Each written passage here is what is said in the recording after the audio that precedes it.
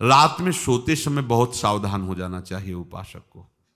वैसे तो हर समय सावधान, पर सोते समय ऐसे सावधान होना चाहिए जैसे मृत्यु के समय योगी जन अपने सारे इंद्रियों को समेट लेते हैं और अपने स्वरूप में, अपने प्रीतम के स्वरूप में लगा देते हैं। तुम रोज शयन के समय ऐसा अनुभव करो, मैं नींद में जा रहा हूं या मृत्यु में जा रहा हूं, इसमें कोई फर्क नहीं पड़ता।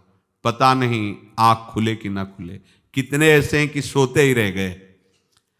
आप अब बेहोशी की हालत में जा रहे हैं, नींद में जा रहे हैं, तो एक समय रखो कि आप अपनी शैया पर इतने समय ही जाएंगे। एक नियत समय रखो। हमने देखा है साधकों का एक समय होता है कि 10 बजे हमें लेट जाना है, सोना नहीं, लेट जाना है, और लेटे हुए भगवत चिंतन करना। अब जब सो गए तो सो गए, नहीं सो गए तो उसमें हमें टेंशन नहीं लेना, अभी नींद नहीं आई, 10:30 बज गए, 11 बज गए, ये नहीं।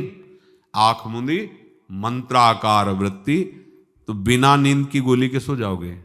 यह है ऐसा, भजन में मन लगाओ, सो जाओगे। जिनको नींद ना आती हो उनके लिए सही दवा है, आप नींद का चिंतन न करके प्रभु का चिंतन करने लगो, देख लेना आप कब सो गए पता नहीं चले।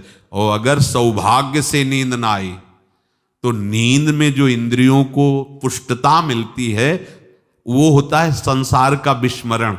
नींद में खास बात क्या होती है कि संसार का चिंतन छूट जाता है, फिर वो मस्त हो जाता है।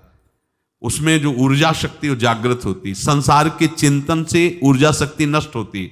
तो 4 घंटे 5 घंटे संसार के चिंतन से रहित पड़ा रहा सुषुप्ति में, तो उसे ऊर्जा शक्ति फिर आ गई। और अगर 4-5 घंटे आप प्रभु के चिंतन में रहे तो संसार का चिंतन छूटा, आनंद सिंधु का चिंतन हुआ, तो ये नहीं होगा कि आज रात्रि सोया नहीं तो बहुत टेंशन है, परेशानी, ऐसा नहीं होगा। भीष्म जी आज्ञा करते हैं रात्रौ च कृष्णम। ये बहुत सावधानी की बात, प्रायः इस सावधानी में नहीं रहा जाता। बचपन से सदगुरुदेव भगवान ने यही शिक्षा दी थी, गुरु कृपा से ऐसे उपदेश मिले थे।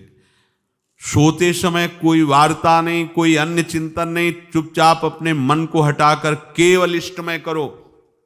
कब नींद आ जाती है इसकी चिंता मत करो, इष्टाकार वृत्ति करके ही सोना चाहिए। तो आगे जो लिखा है पुनरुत्थिताये, जब उठो तब वैसी वृत्ति, तो कुछ दिन बाद स्वाभाविक हो जाएगी, स्वाभाविक हो।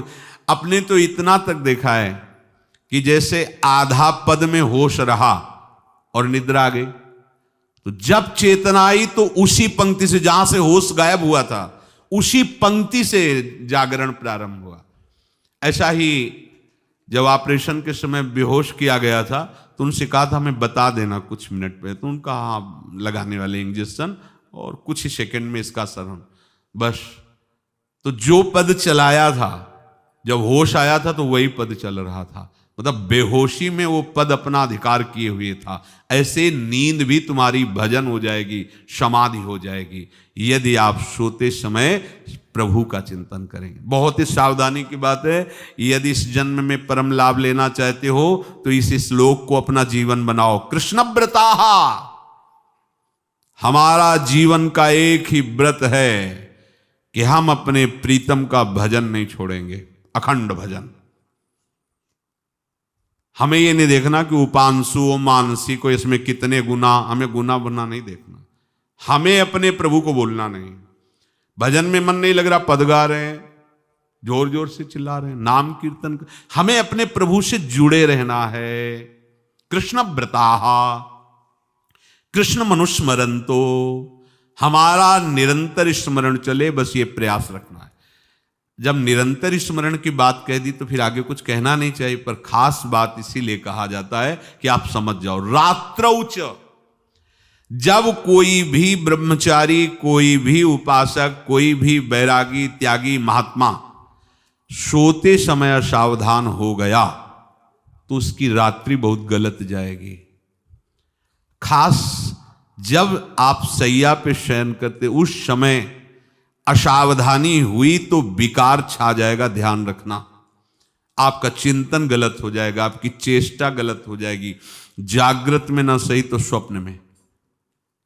आप सावधान उस समय जरूर रहिए और उतना ही विश्राम कीजिए जितना आवश्यक हो।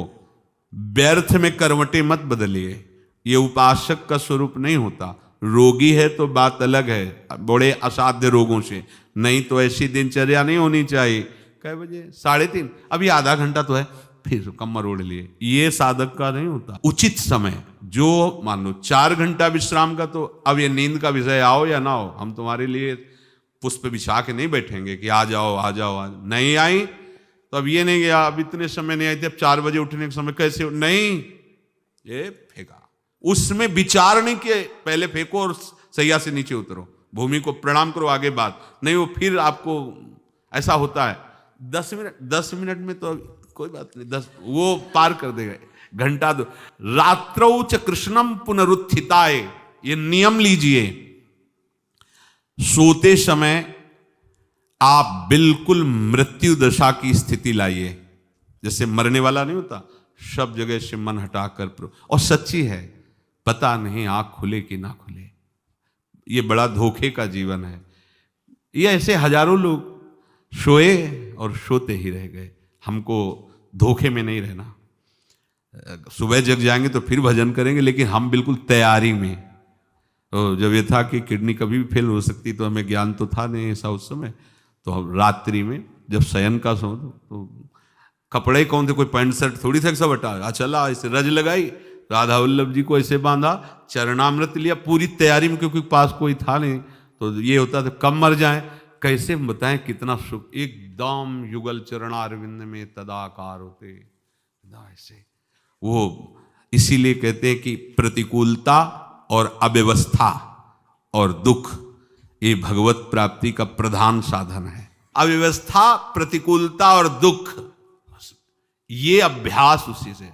जब शाम के शयन करते तो पहले वृंदावन को प्रणाम करके और ऐसे भावना में प्रिया प्रिया कहते कि जैसे भी आपके हैं, अगर शरीर छूट जाता है रात्रि में तो आप धोखा ना करना, आप बुला लेना अपने। और कैसे बताओ उस समय कैसे भाव होते थे, कोई पास नहीं, कोई सुविधा नहीं, 1 रुपया नहीं, तो एकदम दैन्यता, एकदम कितना सुख मिलता, वो एकदम केवल भगवद आश्रित।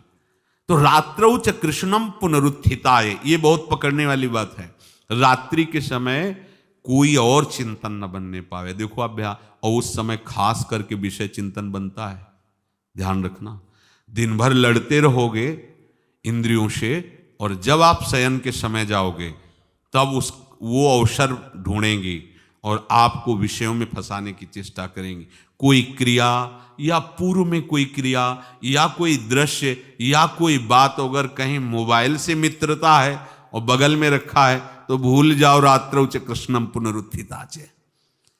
जब तक नींद नहीं आती तब तक फिर वो ऐसी सामग्री डाल देगा कि वो बर्बाद हो जाओगे। साधक मान लो, हमारी प्रार्थना मान लो, हम मानते हैं कि आज के समय में यंत्र का बहुत बड़ा प्रभाव है।